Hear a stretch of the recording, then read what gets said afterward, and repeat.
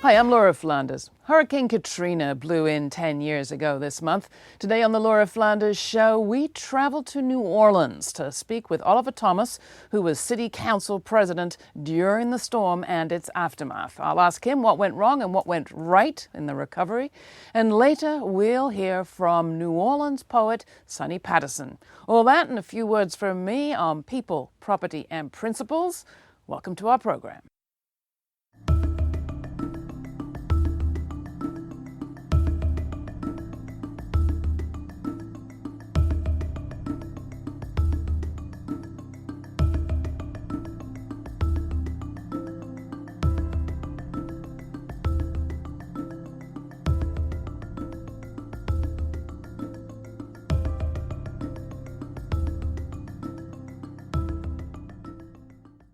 Oliver Thomas knows a lot about survival and redemption. He was City Council President at the time of Hurricane Katrina and well on his way to becoming the city's next mayor.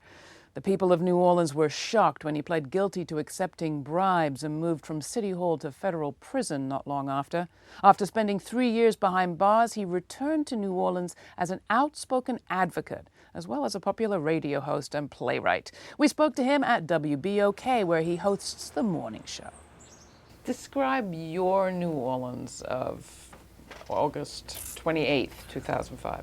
Oh, wow. August 28, 2005. My New Orleans then was a city embracing itself for a hurricane. Nothing we had not done before. I'm a Betsy kid, you know. Survived Betsy. I had 11 feet of water in my home. We were rescued in boats. I lived in a shelter. And then we moved in with my aunt, who had 11 kids. So for me, you know, just another hurricane on the way. And by the 30th? What were we looking at? 2 days later, a shock. Just really didn't understand what had just happened. Feeling of being unprepared.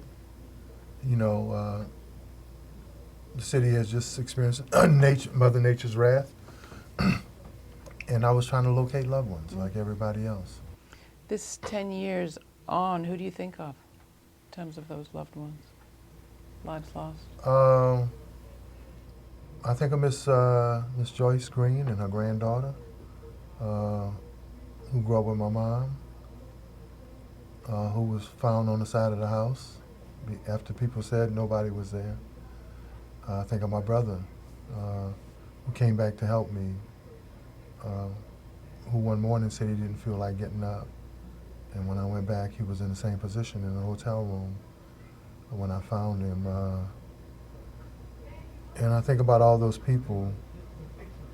I think about Charlie Jones, you know. And I think about the Johnsons, who we went to rescue, who Mr. Johnson had heart surgery, and his wife, he was 90 and his wife was 80 something. And had we not got to them, they were doing like a lot of old people. They were working their way into the attic. Had they gotten into the attic, they probably would have died, because a lot of the people the older people got up in the attics, heat and suffocation. So they were on the list. A lot of people came to rescue, didn't know, there weren't street signs, they couldn't see them, they didn't know where they were going. So some of us were actually involved in checking lists of people as they came in. So I think about rescuing them. I think about Tony Ledette and his mom. Tony was a 300-pound autistic kid. They had a couple boats that left him. And because he was autistic and he was big, and he was kind of out of control, you know, he didn't know what was going on. So, you know, I grew up in a family with a special sister. My sister was special. So, you know, they didn't, thank God I knew how to deal with him. So when we went back to get him, everybody kept trying to deal with him, and that wasn't the way you deal with him. The way to deal with him was to make sure his mom was okay. So once he saw his mom was okay, then we were able to manage him. Your story talks to insiders versus outsiders when it comes to understanding a place and understanding what might work in a place. You were, as an insider from here, already dedicated to making change in the city before Katrina hit. What was the road, why did you decide to get into local government and run for office and get elected? What did you hope you were going to accomplish here?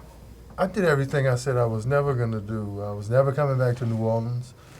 I was never coming back to New Orleans because I thought the city wasn't progressive enough. And it's a hard knock city where people survive. We never live here. We always survive. And there's a difference between surviving and living. And in my community, the African American community, I never thought we would ever experience living.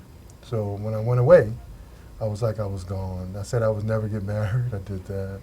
And I would definitely never get involved in politics because I watched my mom and my aunt. My aunt had started one of the first political organizations in the city.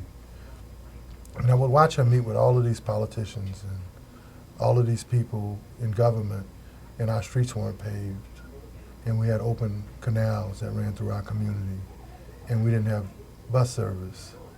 So I was like, you know, but then I wound up doing all of it, you know, and I always thought I represented all of my friends who didn't make it, you know. I used to like to give speeches about when people say you're different, and I used to say, no, I'm not. You know, I'm Darrell Sumler, who did 42 years in Angola until he died. You know, I'm Otto and Dexter. You know, I'm Kenny Black, who was murdered when he was 16. You know, I'm my cousin Emil. You know, so for me, it was when they would say I was different, I said, no, I'm not different. You know, I just made it. Not a lot of cities get called upon to reinvent themselves in a matter of years, with the eyes of the world on them, and $71 billion, which is what's been spent so far. If you'd had your way, what would this city be like now? What would have happened with that money? What did you even think of it at the time? What a chance, what an opportunity we had? That's a very good question. There are a couple of things I regret. I'm always amazed when people say if they did it all over, they would do the same thing. That's bullshit. I can say bullshit twice. You just did? Yeah, that's bullshit 3 times. I would have changed my vote on public housing. We tore down some of the most reliable, sturdiest, hurricane-proof buildings in America. We fell for HUD and the federal government's lie about one-for-one replacement and about using the money to uplift working class and poor people. That still hasn't happened 10 years later. I would also have done with Dr. Kobayashi from Kobe University. When I traveled abroad and went to Japan, I met with a lot of UNDP, United Nations Disaster Prevention Bureau people in Kobayashi, and they talked about how we should have established our working class people first. You know, our mayor and too many of our business people wanted a market-based recovery, and that's what we got. We should have fought for a community-based recovery. We should have brought our working class people back, set up temporary housing, schools and medical for them, and then built from there. Since we didn't do that, that's why we're struggling. That's why a 10-year recovery will probably wind up being a 20 for some if it ever happens. How's the New Orleans treating you? I survive, you know, and that's another thing where, you know, people are amazed at how well I do after what I've gone through in my life, you know, hurricanes, going to prison, and coming back and kind of reinventing myself. But I have relationships and I have education. So if they build a wall too high, I'm gonna find a way to go over it if I don't try to go through it. But for too many who don't have my relationships and my skills and my education, that wall has been a permanent wall. So it's funny, post Katrina 10 years, $71 billion, the disparity gap in earnings between blacks and whites is 10% worse. Single women here have some of the highest poverty statistics in the nation, right here in New Orleans. The data center just released a report that said that child poverty and family poverty is the greatest obstacle to New Orleans' sustainable success, not crime, not education, but poverty. So it's a tale. The great playwright August Wilson talks in his play Two Trains Running, talks about the dualities of life. New Orleans is 2 trains on 2 different tracks. There's one track headed for the cliff, and there's another track that's kind of trapped in its own utopia until it gets to the same cliff. I want to come back to some of the things you maybe thought you could do in government, concrete things. Yeah. What kind of things could you have done? If you've become mayor, say, what kind of things could you have done? What tools are in the hands of local government to make the kind of change you're talking about? Well, I actually thought that we were supposed to focus on infrastructure first. I started a committee, a disaster and infrastructure committee that I think they kind of disbanded when I went on vacation. But I thought that's what we should have done. We had this philosophy like, well, we can't or we shouldn't develop here because nobody's there. Well, that was the wrong way to do it. You know, if we were going to start a new community somewhere, we would put in the infrastructure and we would make it appealing for people to come back. Had I stayed around, had I been mayor or had that kind of authority, I would have went all out on infrastructure. Make the Ninth Ward, make parts of Gentilly, make New Orleans East, make those areas where people want to come back home, make it inviting and appealing for them to come home. The next thing I would have did was I would have incentivized retail and development in those areas. Nothing from nothing is nothing. Government has to stop getting its off the top. Government wants to get paid even when everybody else doesn't get paid. I thought that we incentivized growth and development, especially when we had the discussion around the New Orleans Hospital, right? New Orleans Hospital could have been done a long time ago. We could have made it a research and development hospital around chronic illnesses for women and African Americans. This is Cancer Alley. We have some of the highest causes of chronic illness amongst people of color and women in the nation here. So why not incentivize growth around the hospital and give it away? Tax incentives, 5, 10, 15-year period. We could have used New Orleans Hospital as a centerpiece, and it could have gotten up a long time, much longer before it done. As we had used it as a research vehicle around chronic illnesses, around depression, around mental illnesses after a major disaster, incentivize research. You know, just like we did with the Biomedical Center downtown. Why not do the same thing out in New Orleans East? You use it as a growth vehicle to bring that area back. You know, local preferences for contractors, women and minorities. The language should have been shall, not may. You know, but it was a pyramid scheme. Well, that was my next question. What did you learn about how things actually work? It was a pyramid scheme. International and national developers who had connections were level one. They got 97 cents, 80 or 90 cents on the dollar. They came and they contracted out to their friends who maybe got another few pennies on the dollar. And then them, to make it look good, they make farm out very little work, which was actually most of the heavy lifting, to locals at 3 or 4 cents on a dollar. So it was a $71 billion pyramid scheme. What did you learn about the role of money in politics in New Orleans, and has anything changed? Well, no, it hasn't changed around the world right now. I think capitalism reigns supreme. It's creeping into every native culture and under every indigenous rock in the world, and the 1% and 2% have escalated their effort. I don't think they know where we're headed, but I don't think they care. But your current mayor says the city is growing faster than ever. People are coming to the city more than ever. Some New Orleanians, born and bred, say the new New Orleans is a better place. Yeah. Hasn't money produced jobs and new houses and beautiful streets and so on? 52% of African American men are unemployed in a booming economy, in one of the most robust economies. 14% of the 52% have college degrees and are certified in their field, their discipline. They have transportation and they can pass drug tests. They're still unemployed. Women lag behind for the same job. On average, make $25,000 or $30,000 less here.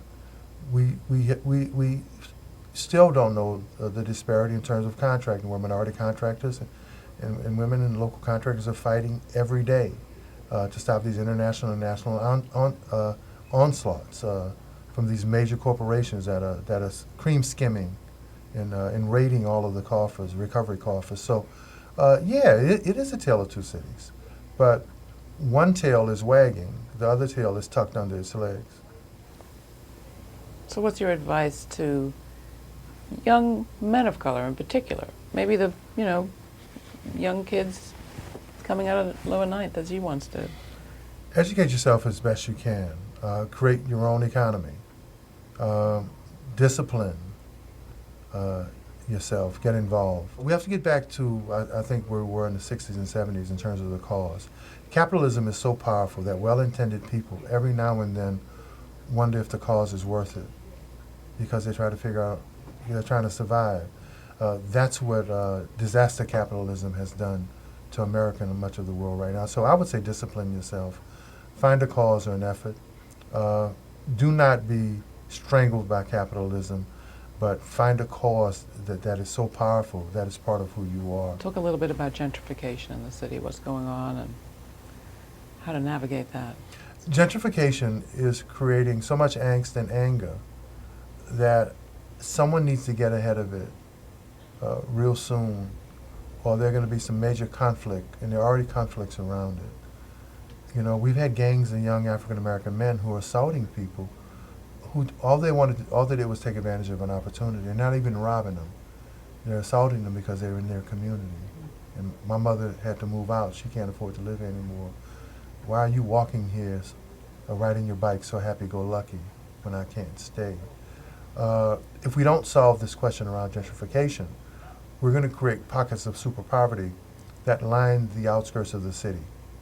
They're going to be extremely dangerous because they're going to make you uncomfortable when they raid the core. One of the last gangs that were caught were gangs of, I think, 13-year-olds and 14 and 15-year-olds. I mean, they were robbing people in the quarter in downtown, and they were caught on the bus. Going back to New Orleans East, we're pushing people to the outskirts of the city. We need to develop policies that have rent control. We need to start having soft seconds in programs so that they can continue to own and improve those old properties. You know, those things have to be intentional right now. Capitalism,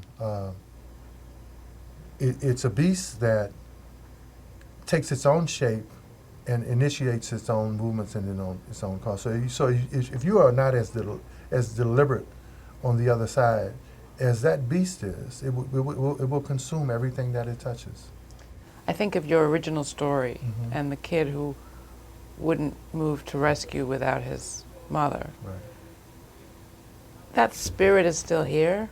As a politician, how do you rekindle that, or do you see it anywhere? Yeah, it is. That's a wonderful question. But you have to believe in that spirit, in those people that America says don't have value or have less value. They've been profiled. They're on Crime Stoppers billboards. When the police officer Darren Wilson said he saw this Mike Brown, when he saw a demon, he saw what America presented in terms of blackness and color and black men. So you have to believe in that spirit. And it should be easy to believe in that spirit because we're still here. You know, New Orleans is the greatest collection of survivors ever. Poverty, malaria, flood of 1927, Betsy, Camille, Katrina, more poverty, more neglect, more disparity, mass incarceration in Louisiana and New Orleans, the highest per capita. So we've survived anyway.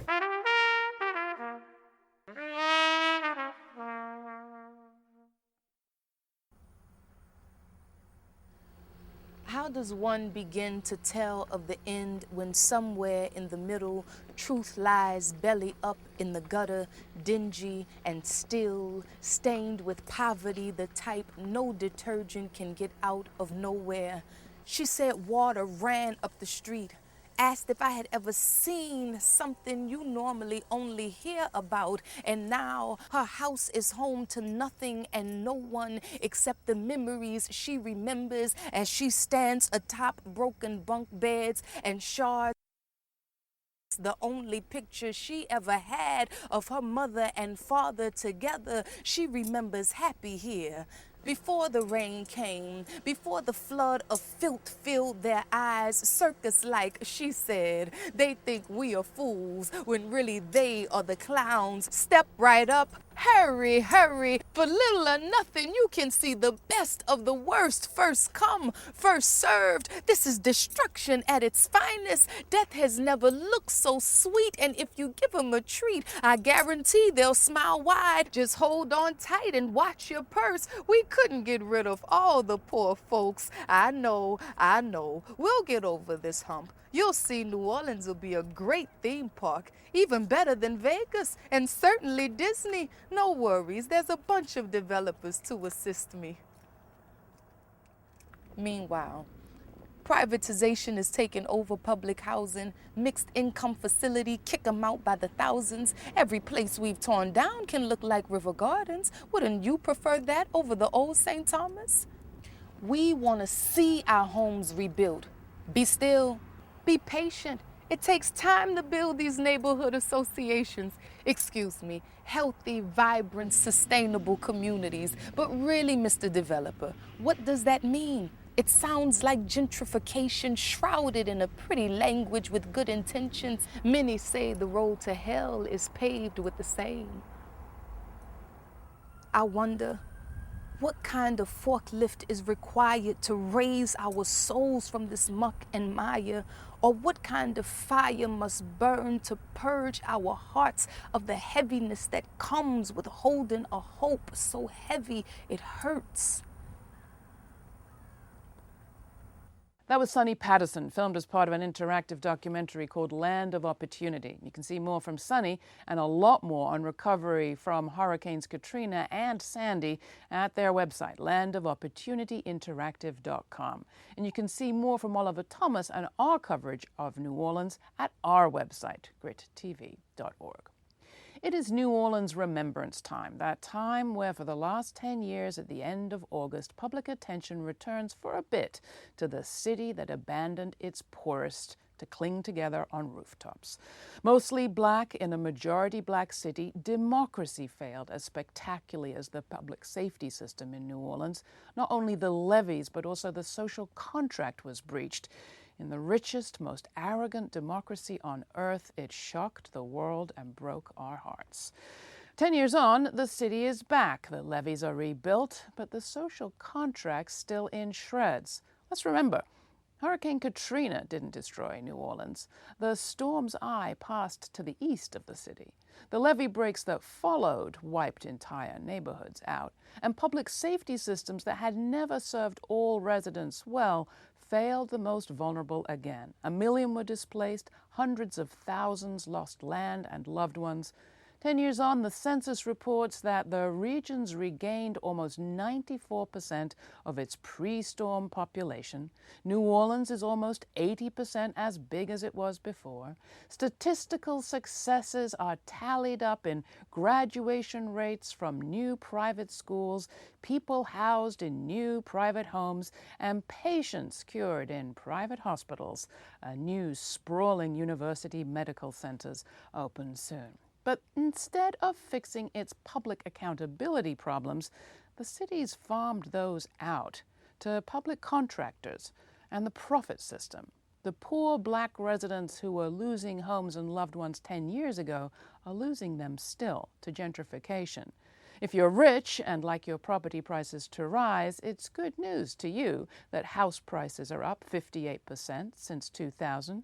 An employer, wages are as low as they get, and worker bargaining power has sunk lower than that.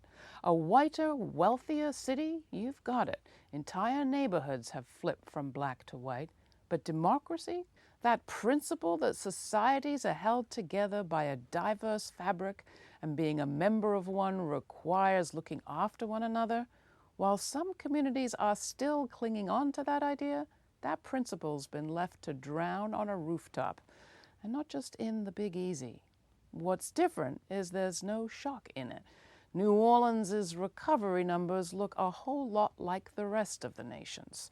Recovery? Whose recovery? Who's clinging to your city's rooftops? To tell me what you think, write to me, Laura@grittv.org. And thanks.